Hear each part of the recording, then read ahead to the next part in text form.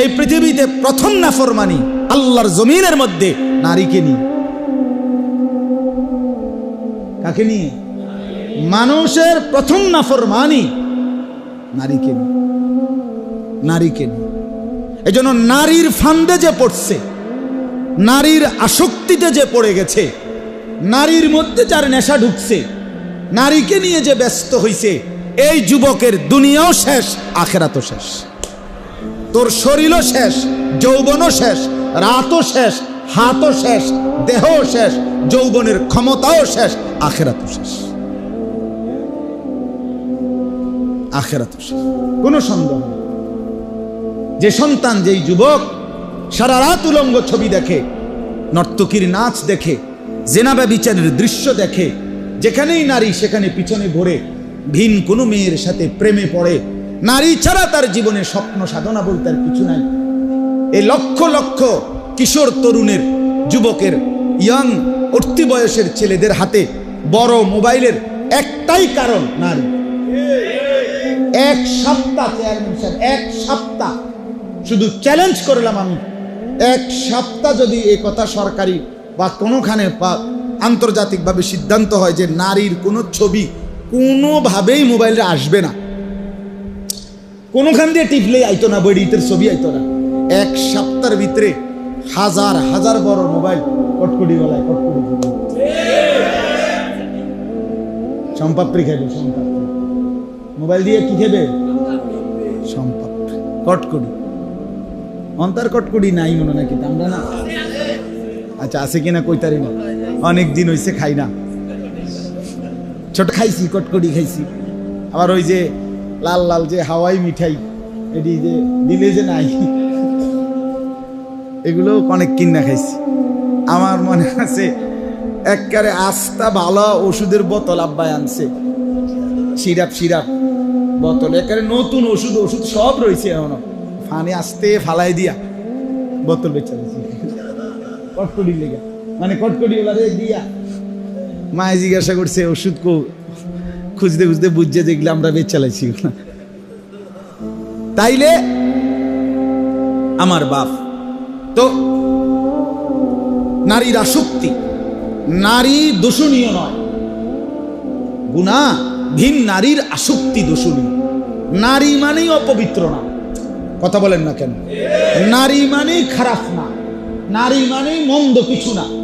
নারী আল্লাহ তাআলার সৃষ্টি। কার সৃষ্টি? তো সে মন্দ হবে কেন? নারী যদি মা, সে তো আমার জান না। নারী যদি মেয়ে, সে তো আমার জান না। নারী যদি বোন, সে তো আমার জান না। নারী যদি স্ত্রী, সে তো আমার চরিত্রের, আমার আখলাকের সবচেয়ে বড় সার্টিফিকেট। রাসূলুল্লাহ সাল্লাল্লাহু আলাইহি সাল্লাম বলেন, খায়রুকুম খায়রুকুম লিনিসাইকুম ওয়া আনা খায়রুন লিনিসাই। তোমাদের মধ্যে সর্বোত্তম পুরুষ, চরিত্রবান, উত্তম, যে তার স্ত্রীদের কাছে উত্তম। আমি মুহাম্মদ আমার স্ত্রীদের কাছে উত্তম। জিজ্ঞাসা করে দেখো, সাহাবীরা খুঁজে খুঁজে সবচেয়ে কম বয়সী স্ত্রী যিনি, স্বামী হলো 53 বছর বয়সের আর স্ত্রী হলো 9 বছর বয়সের, বয়সের বিশাল ব্যবধান। কাজে এবিডিরে ঠিক মতো হক আদায় করে মন খুশি রাখতে পারছে কিনা, এটা একটু কঠিন ব্যাপার, একটু কঠিন না? এই জন্য আম্মাজান আয়েশা রাদিয়াল্লাহু তাআলা আনহাকে জিজ্ঞেস করছে, ওনারে জিজ্ঞাসা চিন্তা করছে, এই সবগুলো বিবির মধ্যে সবচেয়ে কম বয়সী বিবি হলো কে? আয়েশা। তার স্বামী হলো 53 বছরের নবী সাল্লাল্লাহু আলাইহি সাল্লাম, স্ত্রী হলো 9-10 বছরের। তো ওনাকে জিজ্ঞেস করছে, মা বলেন রাসূলুল্লাহ সাল্লাল্লাহু আলাইহি ওয়াসাল্লামের আখলাক কেমন? আম্মা জান আয়েশা রাদিয়াল্লাহু তাআলা আনহা বললেন, আমা ক্রাআতুমুল কুরআন, আরে তোমরা কি কোরআন পড়ো না? সাহাবীরা বললেন, হ্যাঁ পড়ি তো, কোরআন তো আমরা নিয়মিতই পড়ি। তো আম্মা জান আয়েশা বলেন, কানা খুলুকুহুল কুরআন, তার চরিত্রই তো কোরআন, তার চরিত্রই তো কোরআন। সার্টিফিকেট দিছে, কড়া সার্টিফিকেট, ঠিক কিনা বলে? একদম কড়া সার্টিফিকেট।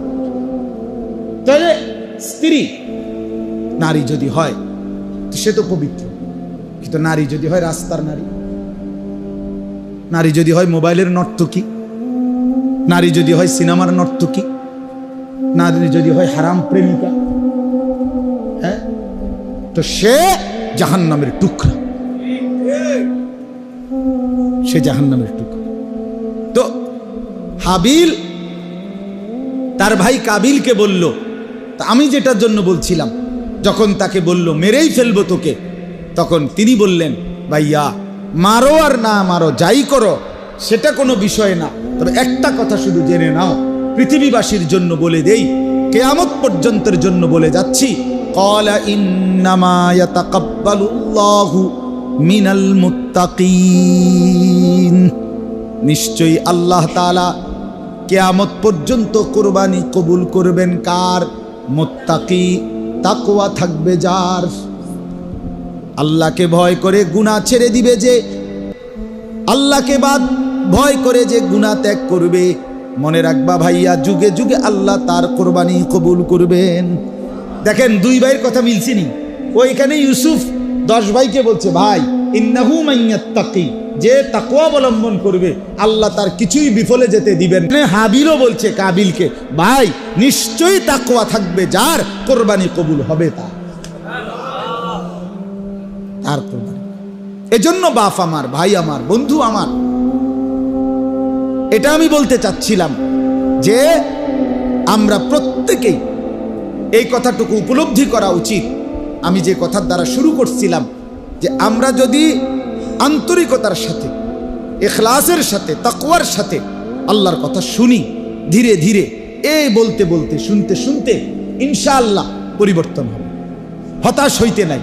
যে কথার থেকে চলে গেছিলাম, মনে আসেনি যে মোমেন কি হইতে পারবে না? না, হইতো না হুজুর, এত বড় অজাত হইতো না। এবারটা সিদ্ধান্ত দিয়ে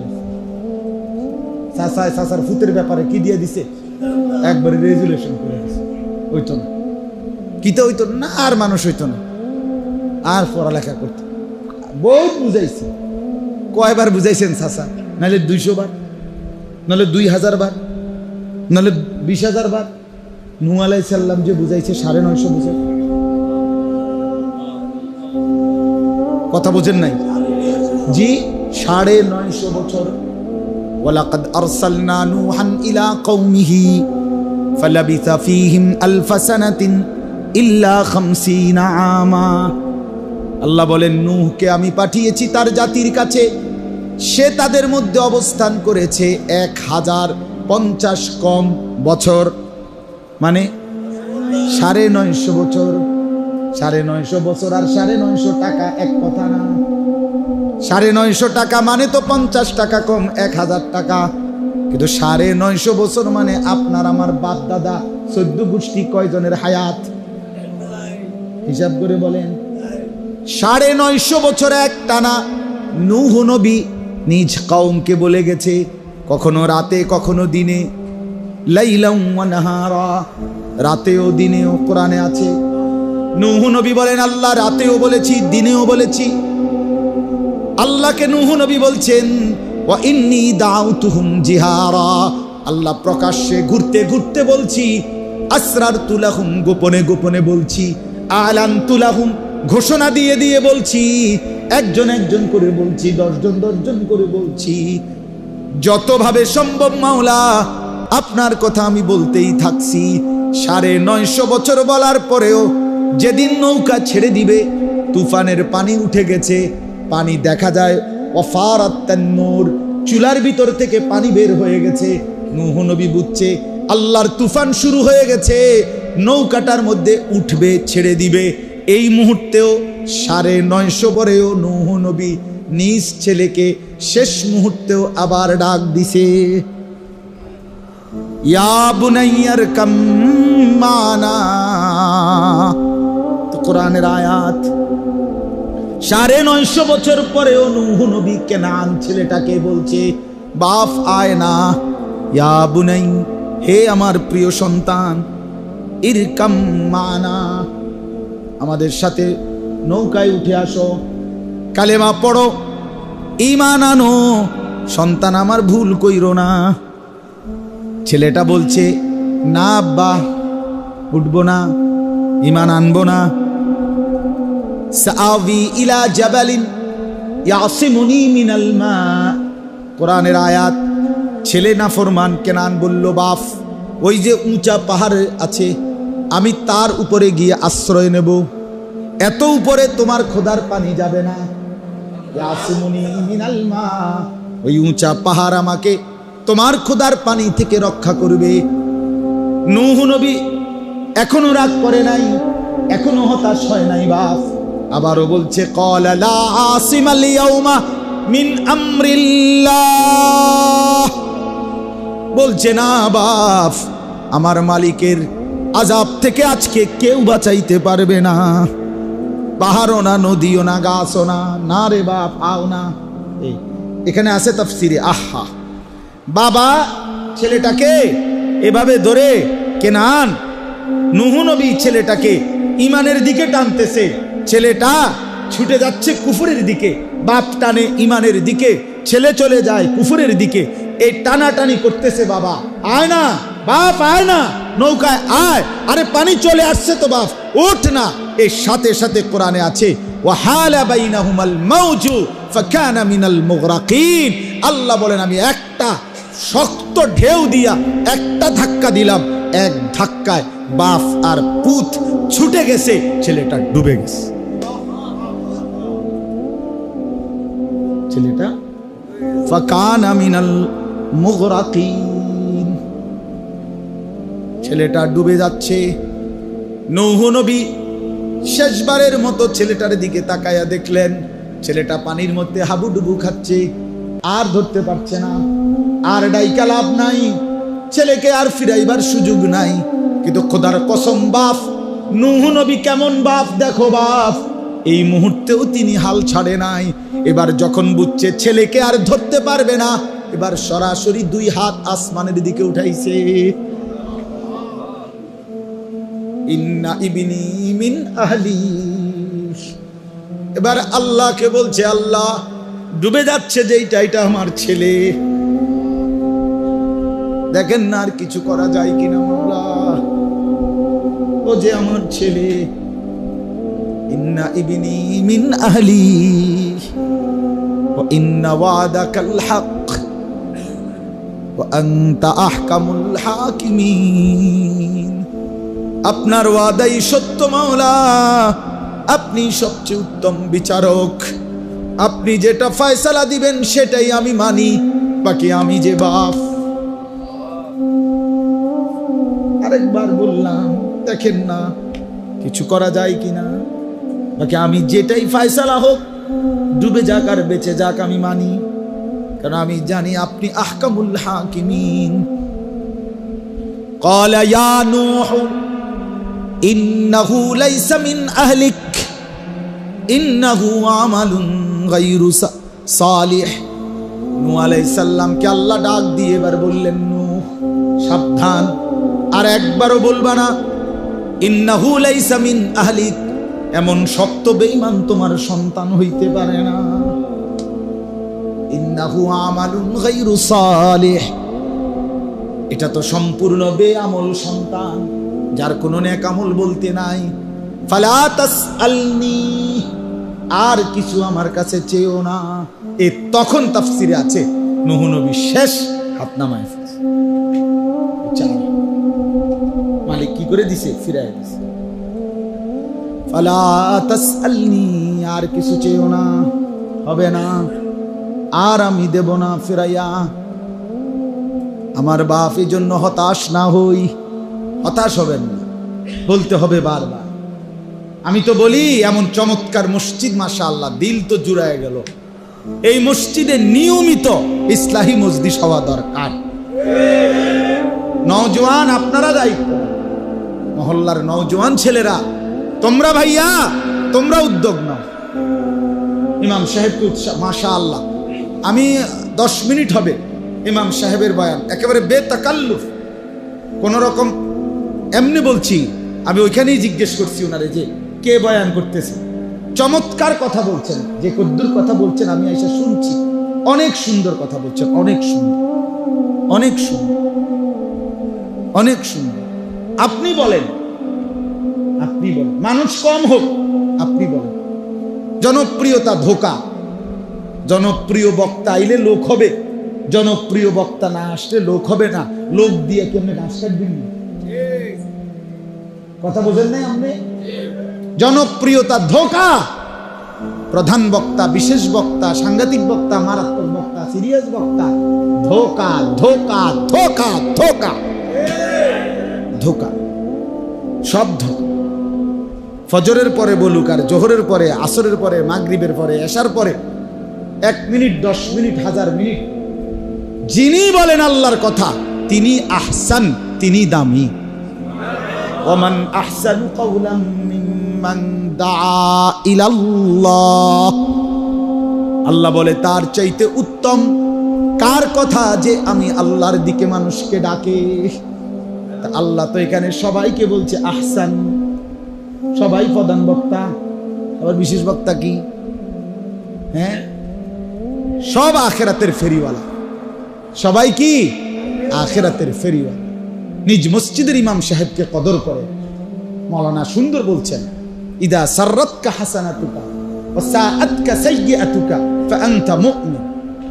নবী সাল্লাল্লাহু আলাইহি সাল্লাম সাহাবীকে হাতে ধরে বুঝাই দিয়েছে, শোনো, নেক কাজ করলে যদি তোমার দিল খুশি হয়, গুনাহ এবং মন্দ কাজ করলে যদি কলিজার মধ্যে ব্যথা লাগে, আহা কি করলাম, আহা জামাত ছুটে গেল, আহা ফজর ছুটে গেল, এই গুনার কাজ করার পরে যদি কষ্ট লাগে, নেক কাজ করলে যদি ভালো লাগে, ধরে নাও এখন তুমি মুমিন।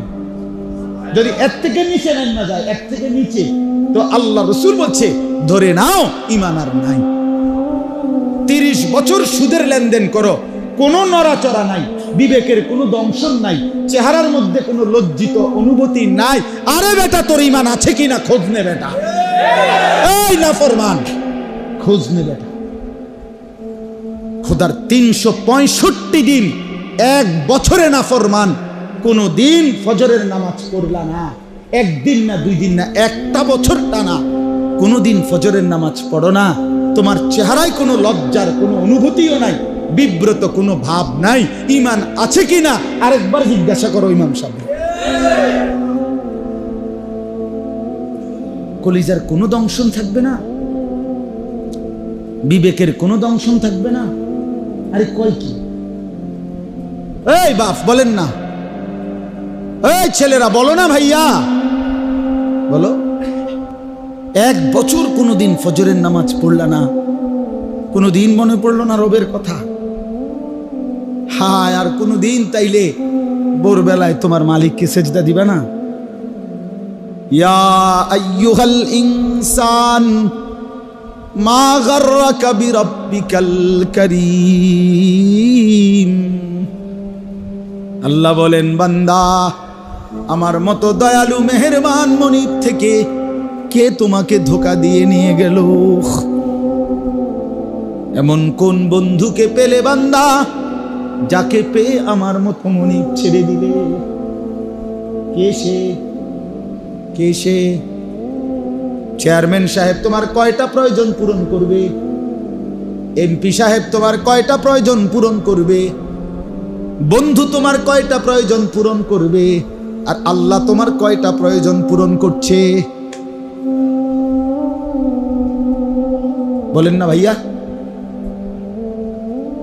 বলেন। এই হাদিস গুরুত্বপূর্ণ। আমিও আমার জীবনে সবচেয়ে বেশি যে হাদিস মানুষের শুনাইছি, এর মধ্যে এটা। মাওলানা সাহেব এটা বলছি কিনা বলেন? আরে বলছি কিনা শেষের দিকে, তাহলে আমি যে শুনছি আইয়া এটা বুঝছে শুনি, নাহলে আমি কেমনে করলাম? উনি কইছে এটা, আমি আইসেই শুনছি উনি এটা বলতেছি যে নেক কাজ করলে যদি খুশি লাগে, গুনাহের কাজ করলে যদি কষ্ট লাগে, বুঝবে তুমি মোমেন। এর থেকে নিচে যদি নাইমা যাও, যে দিলের কোনো অনুভূতি নাই, ঈমান নাই। 20 বছর ধরে আপনার ঘরে প্রতিদিন রঙিন টেলিভিশন চলে, আপনার বউ বাচ্চা স্ত্রী ছেলে মেয়ে নাচ গান নর্তকীর ছবি প্রতিদিন দেখতে চায়, যে 20টা বছর। আরে ঢাকায় আমনে নিজে বিদ্যুৎ বিল দেন, এরপরে দেয়া ডিশের বিল আমনে দিতেছেন আপনার টাকা দিয়া। এটা যে গুনাহ, এটা যে পাপ, এটা যে নাফরমানি। এই যে বউ বাচ্চা এই নর্তকীর নাচ, জেনা ব্যভিচারের নাচ গান দেখে, এটা যে জাহান্নামে যাওয়ার কারণ, এটা কি কোনোদিন মনে পড়বে না? হ্যাঁ, কোনোদিন আর মনে পড়বে না? এটা সিদ্ধান্ত করে লাইছেন তাহলে আপনার জীবনের জন্য 30 বছর আর কোনোদিন সুদ ছাড়বেন না? এই ভাইয়া, যারা 5 ওয়াক্ত নামাজ পড়েন না, তাহলে আর কোনোদিন 5 ওয়াক্ত নামাজ পড়বেন না। খালাস। যার স্ত্রী আজকে 15 বছর বেপর্দা, তার জিজ্ঞাসা করেন, বিবি তাহলে আর কোনোদিন পর্দা করবা না? সিদ্ধান্ত নিয়ে নিছ? হ্যাঁ, ছেলেটাকে জিজ্ঞেস করেন, কিরে বাপ, এতদিন লাগাতার গুনাহের পরেও দিলটা নড়ে না? বিবেকের কোনো দংশন হয় না? নিজের ভিতরে কোনো লজ্জিত অনুভূতি জাগে না? আফসোস। তাহলে ঈমান আছে কই? নবী তো বলছে কমপক্ষে এতটুকু যদি থাকে যে নেক কাজ করলে ভাল লাগে, গুনার কাজ করলে কি লাগে? ব্যথা লাগে, তাইলে মুমিন। তাহলে এর থেকে নিচে নামলে তার ঈমান নেই, এর থেকে তো নিচে নামলে ঈমান। কি পরিমাণ মুসলমান ফজরের নামাজ পড়ে না বলে? এই যুবক কয়জন ফজরের নামাজ পড়ো না বলো? কতদিন ধরে পড়ো না ভাইয়া? রাসূলুল্লাহ সাল্লাল্লাহু আলাইহি ওয়াসাল্লাম স্পষ্ট বলছেন যে ফজরের নামাজ পড়ে না সে খবিস। খবিস, খবিস, খ বর্ষিকার বি তালিবার স, খবিস। তুই খবিস। কি বিষ? খবিস। খবিস বেটা, খবিস বেটা। শুদ্ধ কথা কও। খবিস আবার শুদ্ধ কথা কও কিতা? কেমন আছেন আঙ্কেল? ভালো আছেন? ভালো আছেন? আপনি শুদ্ধ মারেন, আপনি তো খারাইয়া মতেন। আপনি শুদ্ধ কথা কন কিতেন? আপনি তো মুত্তা ফানিলন না, আপনি অপদার্থ শুদ্ধ কন কিতেন? হ্যাঁ, আপনি খবিস। আপনি ভদ্র কিসের আবার? কি পড়ালেখা করছেন ঘোড়ার ঘাস? বলেন, চ্যালেঞ্জ করেন মিয়া, বুঝায় দেন কি পড়ালেখা করছেন। ছেলেরা বলো ভাইয়া, কি পড়ালেখা করছো মিয়া? কিসের শিক্ষিত হলা যে রবকে চিনলা না?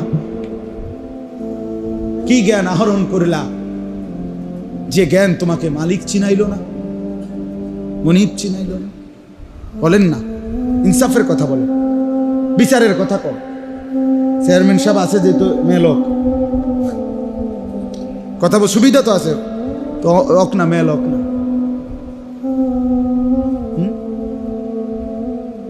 যে পেশাব করে পানি নেয় না, যার শরীরে প্যান্টে মুতের গন্ধ, তার চাইতে নিকৃষ্ট, অভদ্র, অসভ্য আর কেউ হইতে পারে? হুদা ফেস ওয়াশ দিলেই কি, পাউডার দিলেই কি, fair and lovely, fair and লাভলির বালতির তোমার সুবাইলে লাভ কি? তুমি তো নিকৃষ্ট রুচির মানুষ। ছি ছি ছি ছি ছি ছি। 6 মাসের বাচ্চাও তো পেশাব করে দিলে শিক্ষেরা কান্না শুরু করে, তার মাকে ডাকে কাইন্দা, মা মুত্তা লাইছি, হাফ প্যান্ট বদলাও। আর এত বড় দামরা, এত বড় দামরা সারাদিনে 5-7 বার পেশাব করে এতটি ফোটা পেশাবের প্যান্টের মধ্যে এত দুর্গন্ধ নিয়া তুই হাঁটো। 6 মাসের বাচ্চার রুচিও তো তোমার মধ্যে না। তুমি রুচির ওষুধ ট্যাবলেট খাও না, কমপক্ষে আপাতত ডাক্তার দেখাবার আগে আপনার ওই যে ভিটামিন সি যে ট্যাবলেটগুলা সকালে একটা রাতে একটা আপাতত খান, এরপর ডাক্তার দেখান, যে কমপক্ষে যেন কিছুটা রুচি আসে। তার তো কোনো রুচিই নাই। নাউযুবিল্লাহ, নাউযুবিল্লাহ। আল্লাহর নবী সাল্লাল্লাহু আলাইহি সাল্লাম বলছেন ফজরের নামাজ মুমিনের নামাজ। হ্যাঁ, সাহাবীরা বলতেন রাসূলুল্লাহ সাল্লাল্লাহু আলাইহি সাল্লামের জামানায়, নবীজির যুগে কে মুনাফিক কে মুমিন ফজরের নামাজের উপস্থিতি দেখে চিহ্নিত করা হতো। হ্যাঁ, ফজর, ফজর কোন নামাজ? ফজরের নামাজ মুমিনের নামাজ। ইন্না কুরআনাল ফাজরি কানা মাশহুদা। রব্বুল আলামিন বলে ফজরের নামাজ বান্দা শুনে নাও, আমার মুমিন বান্দাও একত্রিত হয়, আমার কোটি কোটি ফেরেশতাও মসজিদে একত্রিত হয়। ফজরের নামাজ, ইন্না কুরআনাল ফাজরি কানা মাশহুদা। কোরআনুল কারীমের মধ্যে আল্লাহ বলেন, যত নাফরমান অবাধ্য জাতিকে আমি আল্লাহ ইতিপূর্বে ধ্বংস করেছি কওমে লূত, কওমে হুদ, কওমে সামুদ, কওমে সালেহ, যাদেরকে আমি ধ্বংস করেছি সমস্ত ধ্বংস হয়েছে ফজরের ওয়াক্তে। ফজরের ওয়াক্তে বেঈমান ধ্বংস হয়, ফজরের ওয়াক্তে ইমানদারের বিজয় হয়। এজন্য ইমাম মাহদী এবং ঈসা আলাইহিস সালাম দাজ্জালের বিরুদ্ধে শেষ জামানায় চূড়ান্ত লড়াই শুরু করবে ফজরের নামাজের সালাম ফিরিয়ে। হ্যাঁ হ্যাঁ, এটা হাদিস। জন্য ফজরের মুসল্লি যারা মাহদীর সঙ্গী তারা, ফজরের মুসল্লি যারা দাজ্জালের বিরুদ্ধে লড়বে তারা, ফজরের মুসল্লি যারা শেষ জামানায় ঈমান রক্ষা করতে পারবে তারা। হ্যাঁ, আল্লাহ তৌফিক দান করে। নিয়ত করেন, সবাই নিয়ত করেন ইনশাআল্লাহ। কি ইনশাআল্লাহ? কোন নামাজ? আবার বলেন, আবার বলেন, আবার বলেন, জোরসে বলেন, জোর হলো না। সবাই মিলে ফজরের নামাজ, ফজরের নামাজ। জিন্দেগি সুন্দর হবে, আখলাক সুন্দর হবে, চেহারা সুন্দর হবে, জীবনে শৃঙ্খলা আসবে, সব কাজের নিয়মানুবর্তিতা আসবে। আপনি ফজরের নামাজ পড়ুন, ফজরের নামাজ পড়ুন ইনশাআল্লাহ। বলেন ইনশাআল্লাহ। আল্লাহকে নারাজ না করি ভাইয়া, আল্লাহকে নারাজ না। মা গাররা